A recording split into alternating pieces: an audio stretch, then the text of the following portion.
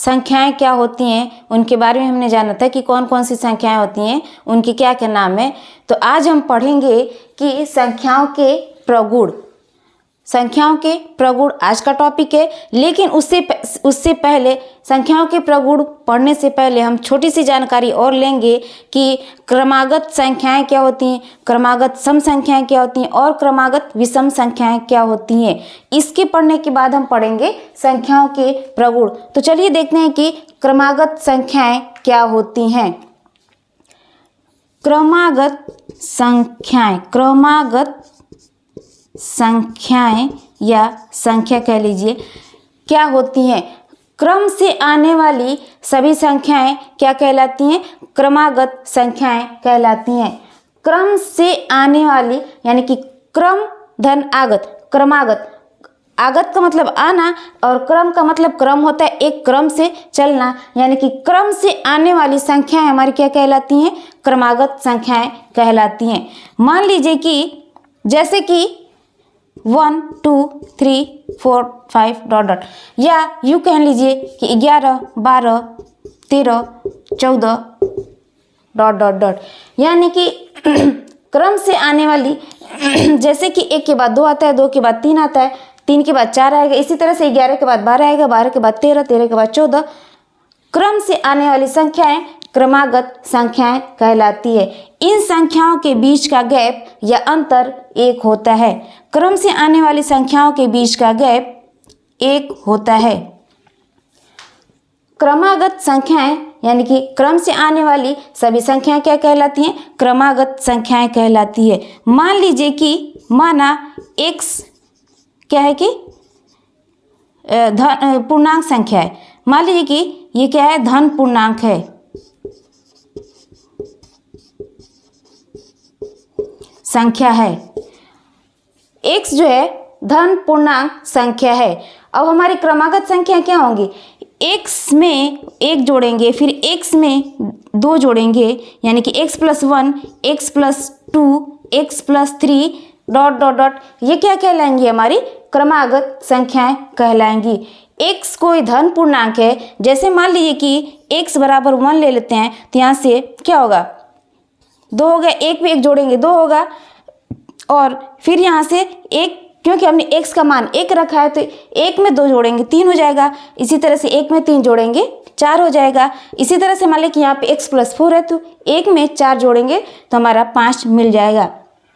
यानी कि ये संख्या हमारी क्या है कि क्रम से चल रहे हैं, 2 के बाद 3, 3 के बाद 4, 4 के बाद 5, 5 के बाद 6, यानी कि ये संख्या हमारी क्या है, क्रम से चल रही हैं। इनके बीच का गैप, सभी संख्याओं के बीच का गैप 1 है। क्रम से आने वाली यानी कि क्रमागत संख्याओं के बीच का गैप या अंतर 1 होता है। तो हमारी x + 1, x + 2, x + 3 क्या है कि क्रमागत संख्याएं हैं। यानी कि मान लीजिए कि हम ऐसे भी मान सकते हैं कि x एक क्रमागत संख्या है, x एक क्रमागत संख्या है। तो मान लीजिए कि x एक क्रमागत संख्या है, तो यहाँ से हम क्या ले सकते हैं, x + 1, x + 2, और नहीं, यहाँ से हम ले सकते हैं x + 1, x + 2 dot dot dot, हम ले सकते हैं। माना कि x क्रमागत संख्या है तो x + 1, x + 2, x + 3 and so on, ये सभी क्या होंगी, क्रमागत संख्याएं होंगी। माना कि x बराबर हमने एक ले लिया, यहाँ से हमने मान लिया कि x बराबर 1 लिया, तो x का मान 1, यहाँ 1 में 1 जोड़ेंगे 2, 1 में 2 जोड़ेंगे तो हमारा 3 हो जाएगा, इसी तरीके से 4 होगा, 5 होगा, 6 होगा, 7, यानी कि 1 2 3 क्रम से आने वाली संख्याएं क्रमागत संख्याएं कहलाएंगी। इनके बीच का अंतर या गैप 1 होता है। अब उसके बाद क्या है, क्रमागत सम संख्या। इसके बाद क्या है, क्रमागत सम संख्याएं। हमने क्रमागत संख्या पढ़ लिया, अब क्या है, क्रमागत सम संख्याएं क्या होती हैं। क्रम से आने वाली सभी सम संख्याएं क्या कहलाती हैं, क्रमागत सम संख्या कहलाती है। जैसे 2, 4, 6, 8, 10 डॉट डॉट डॉट, यानी कि इनके बीच का गैप 2 होता है। क्रम से आने वाली सभी संख्याओं के बीच का गैप या अंतर 2 होता है। मान लीजिए, माना x क्या है कि कोई सम संख्या, कोई क्रमागत सम संख्या, x क्रमागत यहाँ पे सम संख्या है। माना कि x क्रमागत सम संख्या है, तो यहाँ से क्या होगी, x plus 2, x plus 4 dot dot dot क्या होंगी, क्रमागत सम संख्याएं कहलाएंगी। माना कि x एक क्रमागत सम संख्या है, तो x plus 2, x plus 4, x plus 6 dot dot dot ये सभी संख्याएं क्या कहलाएंगी, क्रमागत सम संख्याएं कहलाएंगी। जैसे मान ली कि x बराबर हमने 2 रखा, x बराबर 2, क्योंकि क्रमागत सम संख्या, तो सम संख्या हमारी 2 से स्टार्ट होती हैं, 2, 4, 6, 8, 10 इस तरीके से। तो यहाँ पर हमने बोला कि क्रमागत सम संख्या, तो हम x का मान 2 रखेंगे, 1 नहीं रखेंगे, क्योंकि सम संख्या है तो हम x का मान सम लेंगे। हम यहाँ पे हमने लिखा है x क्रमागत सम संख्या है, तो x हम सम संख्या ही लेंगे। तो मान ली कि x बराबर हमने 2 रखा, अब यहाँ से हम x का मान 2 रखेंगे, हमें क्या मिल जाएगा, x बराबर 2, यहाँ से 2, यहाँ से 2 में 2 जोड़ेंगे 4 हो जाएगा, फिर यहाँ से 2 में 4 जोड़ेंगे 6 हो जाएगा। इसी तरीके से यहाँ पे x प्लस 6 होगा, यानी कि 2 में 6 जोड़ेंगे तो हमारा 8 हो जाएगा। इसी तरीके से 10, 12, 14 इनफाइनाइट तक जाएगा। तो देखिए 2 के बाद 4, 6, 8, यानी कि इनके बीच का गैप है 2, इन सभी संख्याओं के बीच का गैप होगा 2। तो ये हमारे क्या कहलाएंगी, क्रमागत सम संख्याएं कहलाएंगी। अब इसके बाद क्या है, क्रमागत विषम संख्याएं। क्रमागत विषम संख्याएं क्या होती हैं, देख लीजिए, ये है क्रमागत सम संख्या।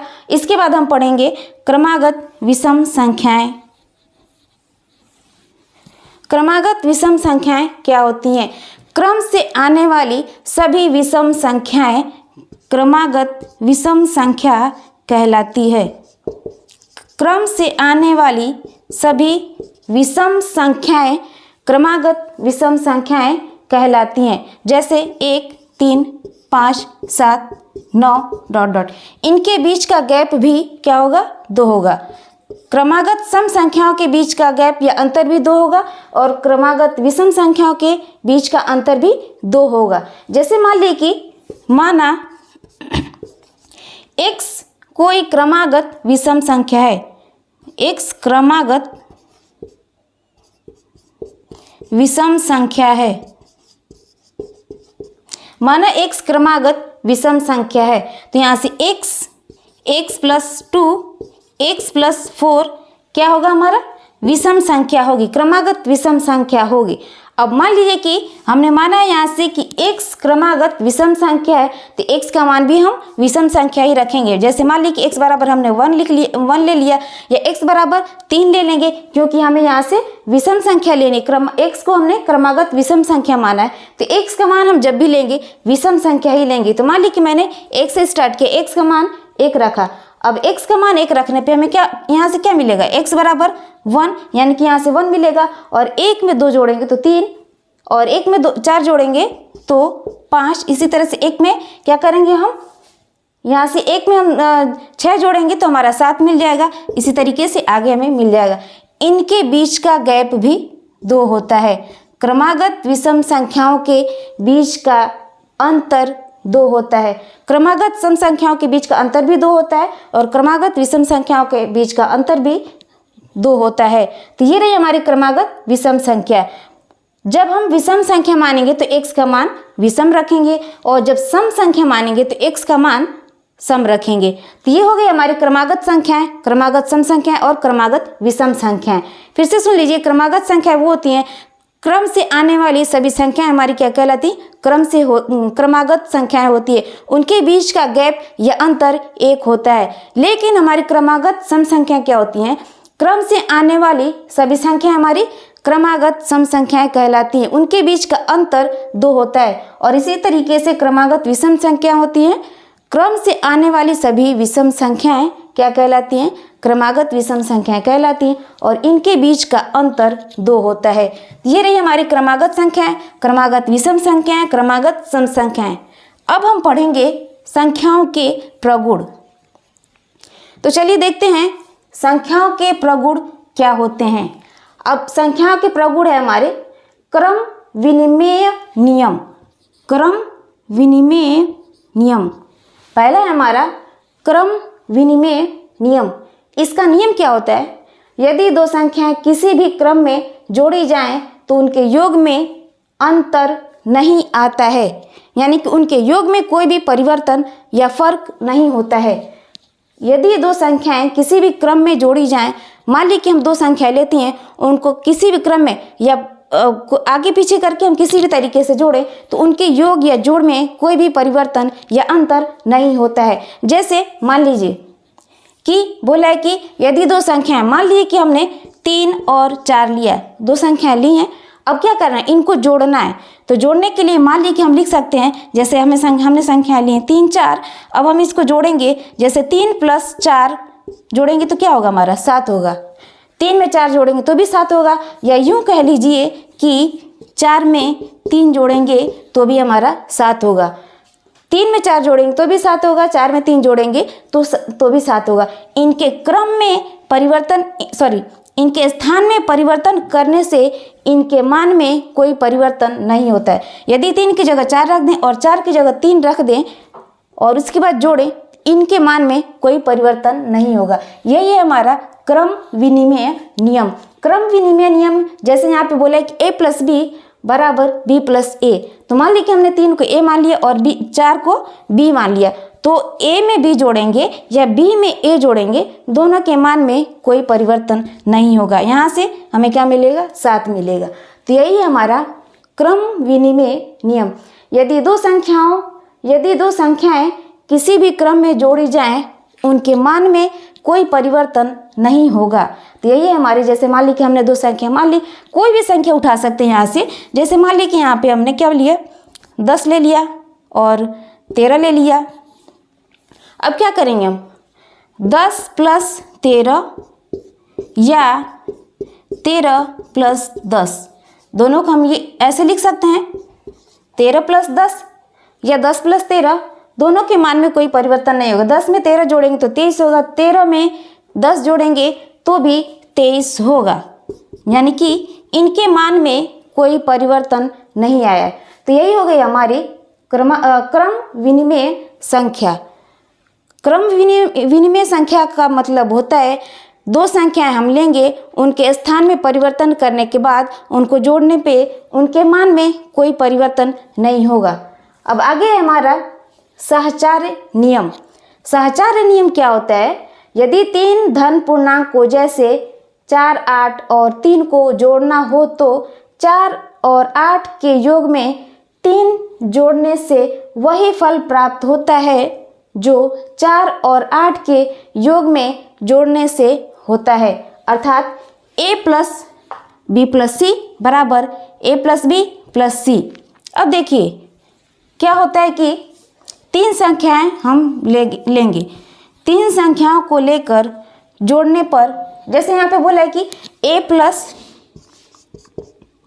b + c = a + b + c। थोड़ा सा इसके बोलने में अंतर है। यहाँ से हम पढ़ेंगे a + b + c, यहाँ से हम बोलेंगे a + b + c, यानी कि a + b + c, यानी कि a में हम b + c को जोड़ेंगे और यहाँ से हम बोलेंगे a + b + c, यानी कि a + b, यानी कि a और b के योग में या जोड़ में हम c को जोड़ेंगे। तो हम थोड़ा सा पढ़ने का तरीका अलग होगा, a + b + c और यहाँ से बोलेंगे a + b + c।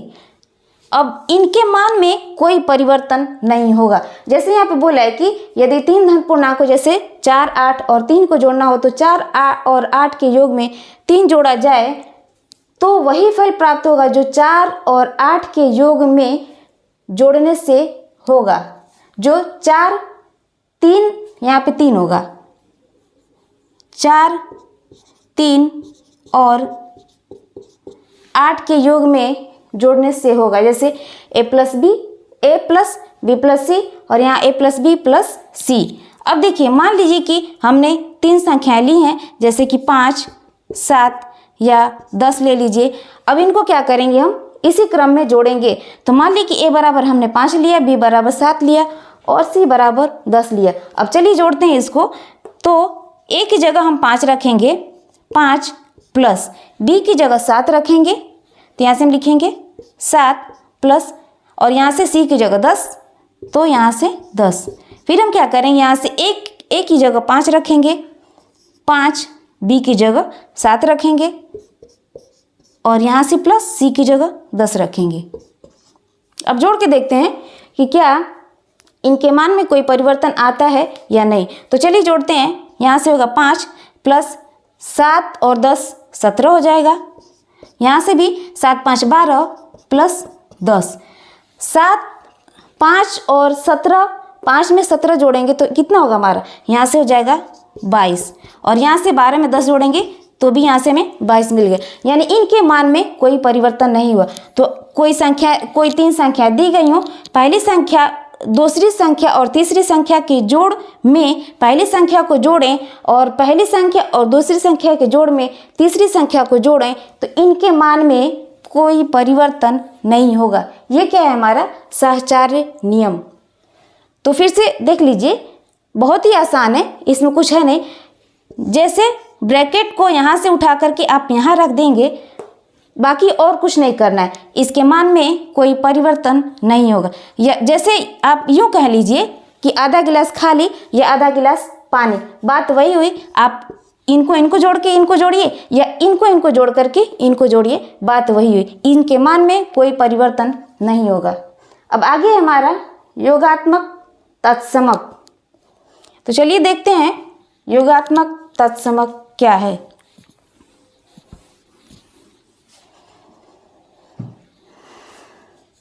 किसी संख्या में शून्य जोड़ा जाए तो योग वही संख्या होती है, जैसे a प्लस 0 बराबर a। योगात्मक तत्समक क्या होता है, किसी संख्या में शून्य जोड़ा जाए तो वही संख्या प्राप्त होती है।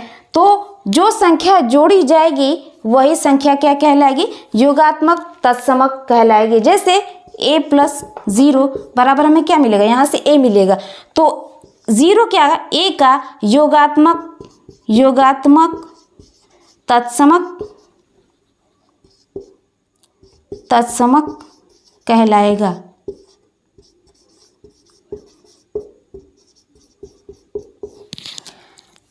a में हम 0 जोड़ेंगे तो हमें क्या मिलेगा, यहाँ से किसी भी संख्या में हम 0 जोड़ते हैं तो हमें वही संख्या प्राप्त होती है। तो 0 क्या कहलाएगा, उस संख्या यानी कि a का योगात्मक तत्समक कहलाएगा। जैसे मान लीजिए कि हमने 5 में 0 जोड़ा तो हमें संख्या क्या मिल गई, 5 मिल गई। किसी भी संख्या में हम 0 जोड़ेंगे तो हमें वही संख्या मिलेगी। तो 0 5 का योगात्मक तत्समक कहलाएगा। कोई भी संख्या ले सकते हैं, छोटी बड़ी कोई भी, 5 10 15 20 कोई भी संख्या लेंगे, इसमें हम 0 जोड़ेंगे तो हमें वही संख्या मिल जाएगी।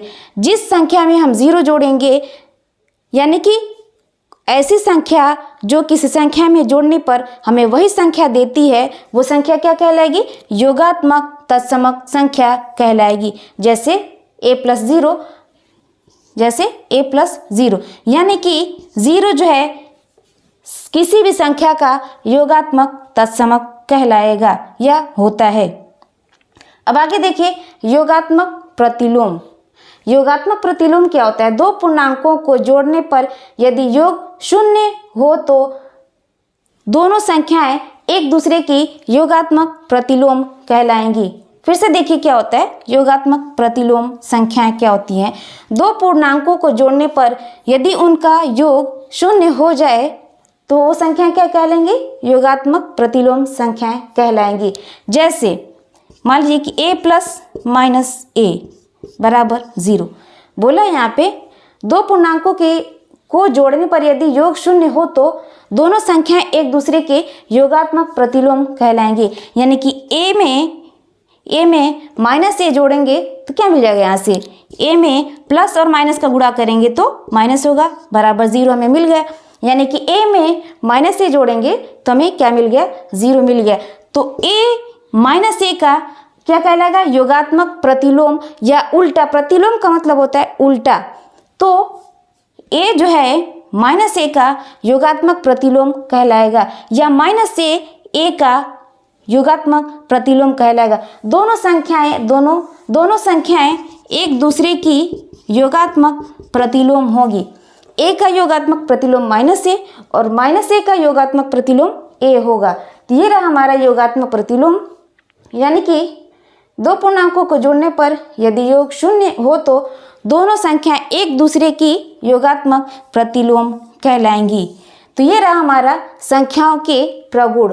क्रम विनिमय संख्या में क्या होता है कि दो संख्याओं को हम जोड़ते हैं, उनके स्थान में कोई परिवर्तन करने के बाद भी उनके जोड़ में कोई अंतर नहीं होता है। सहचार्य नियम में क्या है कि हम 3 संख्याएं लेंगे और उनको बारी बारी से जोड़ेंगे, जैसे कि यहाँ पे a + b + c और a + b + c, यानी कि दूसरी और तीसरी संख्या के जोड़ में पहली संख्या जोड़ेंगे और पहली और दूसरी संख्या के जोड़ में तीसरी संख्या जोड़ेंगे, तो इनके मान में कोई परिवर्तन नहीं आएगा। ये रहा हमारा सहचार्य नियम। ये क्या हमारे योगात्मक तत्समक, यानी कि वो संख्या जो किसी संख्या में जोड़ने पर हमें वही संख्या प्राप्त होती है या वही संख्या हमें देती है, तो वो संख्या क्या कहलाती है, योगात्मक तत्समक कहलाती है। जैसे कि a + 0, यानी कि 0 यहाँ पे क्या होगा, योगात्मक तत्समक कहलाएगा। किसका, a का। 0 a का योगात्मक तत्समक कहलाएगा। इसी तरीके से योगात्मक प्रतिलोम है, यानी कि दो संख्याओं को जोड़ने पर उनका योग 0 हो तो वो दोनों संख्याएं क्या कहलाएंगी, योगात्मक प्रतिलोम संख्याएं कहलाएंगी। जैसे कि a + -a, a में -a को जोड़ेंगे तो 0 हो जाएगा, यानी कि a - a का योगात्मक प्रतिलोम कहलाएगा या -a का योगात्मक प्रतिलोम कहलाएगा। तो ये रहा आज का हमारा वीडियो, और इसी तरीके से हम अच्छे से पढ़ते चलेंगे, एक एक चीज़ों को बारीकी से पढ़ेंगे और अच्छे से पढ़ते हुए समझते चलेंगे। तो वीडियो कैसी लगी आप लोग ज़रूर कमेंट बॉक्स में ज़रूर बताएं। यदि वीडियो अच्छी लगती है तो लाइक करें, शेयर करें और चैनल को सब्सक्राइब करें। मिलते हैं नेक्स्ट वीडियो में। जय हिंद।